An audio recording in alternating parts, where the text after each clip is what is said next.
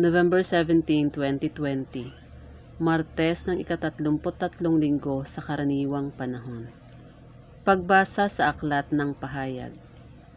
Ako'y si Juan, narinig ko ang Panginoon at sinabi niya sa akin, isulat mo sa anghel ng simbahan sa Sardis. Ito ang sinasabi ng may 7 espiritu ng Diyos at may 7 bituin. Nalalaman ko ang ginagawa mo.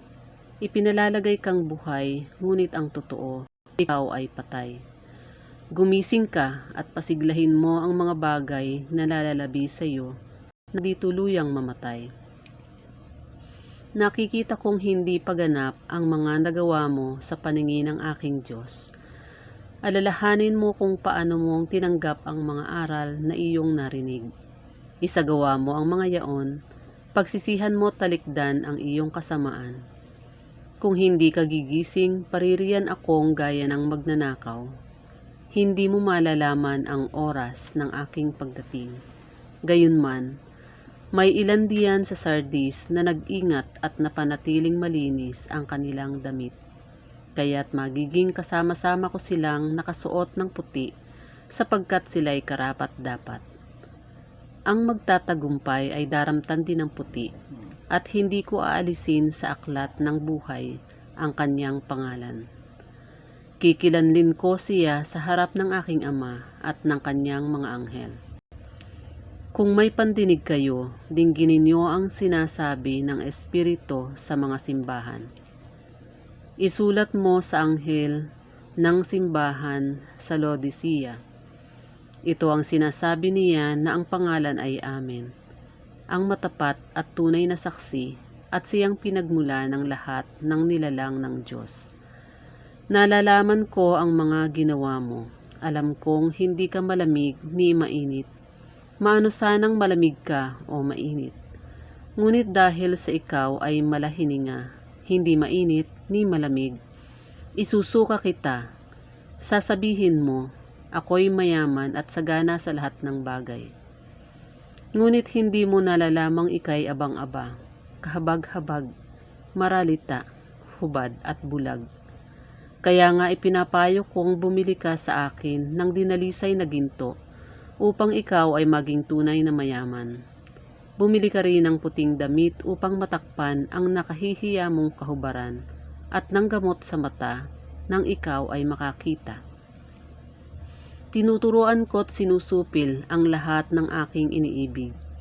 Kaya nga magsikap ka, pagsisihan mo't talikdan ang iyong kasalanan. Nakatayo ako sa labas ng pintuan at tumutuktok. Kung diringgin ang aking tinig at bubuksan ang pinto, ako'y papasok sa kanyang tahanan at magkasalo kaming kakain. Ang magtatagumpay ay uupong katabi ko sa aking luklukan, kung paanong ako'y nagtagumpay at nakaupo ngayon sa tabi ng aking Ama sa kanyang luklukan. Kung may pandinig kayo, dingginin niyo ang sinasabi ng Espiritu sa mga simbahan. Ang salita ng Diyos. Salamat sa Diyos. Salmong tugunan. Luluklok ang nagtagumpay, kasalo ko habang buhay.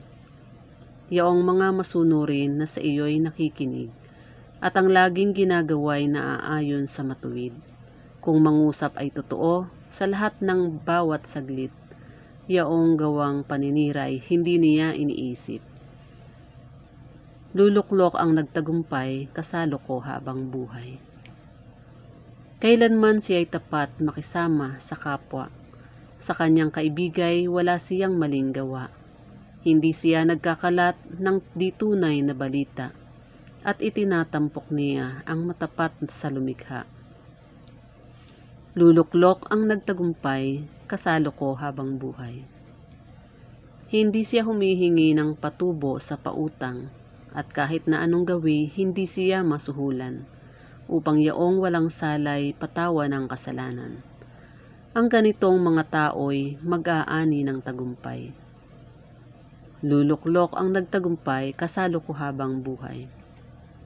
Aleluya, aleluya. Iniibig tayo ng Ama, isinugo ang anak niya bilang panubos sa sala. Aleluya, aleluya. Ang mabuting balita ng Panginoon ayon kay San Lucas. Noong panahong iyon, pumasok si Jesus sa Jericho at naglakad sa kabayanan. Dooy may isang mayamang puno ng mga publikano na nagngangalang Sakeo. At pinagsikapan niyang makita si Jesus upang makilala kung sino ito. Ngunit siya ay napakapandak at dahil sa dami ng tao, hindi niya makita si Jesus. Kaya't patakbo siyang nagpauna at umakyat sa isang puno ng sycamore upang makita si Jesus na nagdaraan doon. Pagdating ni Jesus sa dakong iyon, siya ay tumingala at sinabi sa kanya, "Sakeo, bumaba ka agad, sapagkat kailangan kong tumuloy ngayon sa bahay mo." Nagmamadaling siyang bumaba at tuwang-tuwang tinanggap si Jesus. Lahat ng nakakita nito ay nagbulong-bulungan. Nakikituloy siya sa isang makasalanan, wika nila. Tumayo si Sakeo at sinabi, "Panginoon, ibibigay ko po sa mga dukha ang kalahati ng aking ari-arian. At kung ako'y may nadayang sinuman, 4 na ibayo ang isa sa uli ko sa kanya." At sinabi ni Jesus, "Ang kaligtas ay dumating ngayon sa sambahayang ito. Lipiri ni Abraham ang taong ito, sapagkat naparito ang anak ng tao upang hanapin at iligtas ang naligaw."